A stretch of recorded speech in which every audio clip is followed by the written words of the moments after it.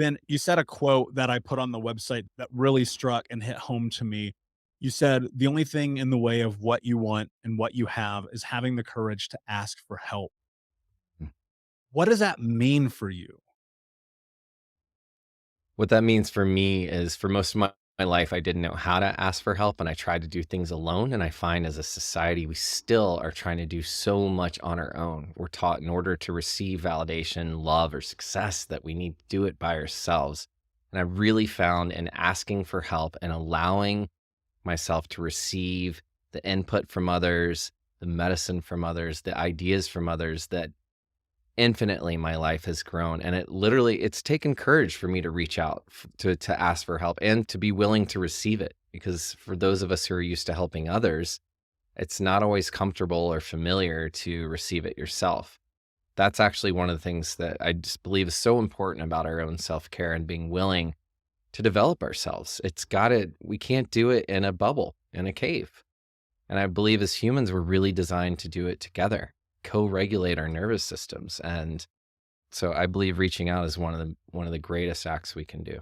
Yeah, and you hit it right on the head. We created Unbroken conference because for me, it's I want to give the same tools that people like you and I have learned to radically change their lives. If anyone Googles Ben Curtis, they're going to find the ups and downs of your life, your career, what it's like to be the Delt guy, and then what it's like to make this transition into becoming this person who's a healer, who first and foremost healed themselves. And love the title of your presentation that you're going to be doing at Unbroken Con. For those who have not registered, make sure you go to unbrokencon.com to sign up. It's absolutely free to watch for free.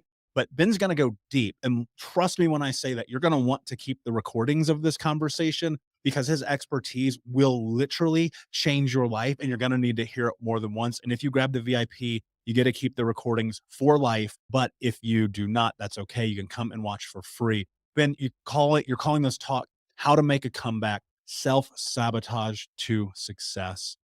What does self-sabotage actually mean? Because I think a lot of people hear it and it's a buzzword right now, but I don't think people really understand what it is. That's a great question. First of all, I think it's a really important disclaimer. Everything I'm saying, you've got to make it your own. I believe we have to define these things for ourselves, and self-sabotage literally is that self-sabotage. So I can't define it for you who are listening.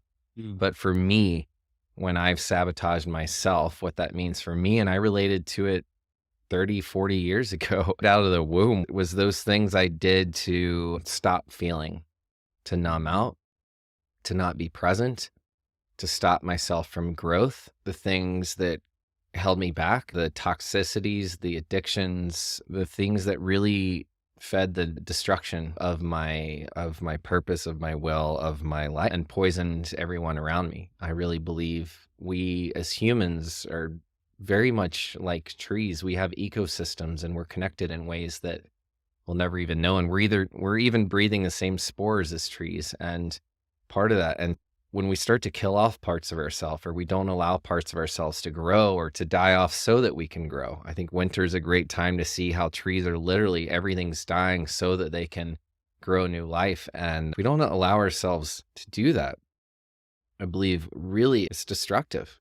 It reminds me of the great quote that it's our lightness, not our darkness, that most frightens us. So finding spaces to shine our light, I feel, is really, really important. And learning to befriend our darkness, to not making myself wrong. Self-sabotage was an endless cycle of shame for me too. It's why I couldn't get out of it until I stopped making myself wrong for doing it. It's one of those things that I really find is we just have to see what's the behavior that we do over and over again. And it may not even belong to us. It could be pre-programmed, it could be old behaviors that no longer serve us, but we do just as a instinct to keep ourselves safe. So it's creating the awareness of what is actually moving. What are the things in our life or the actions we're taking that are moving us? I want to say, rather than the right direction, in the light direction, Mhm. the ones that are moving us towards us or away from our light.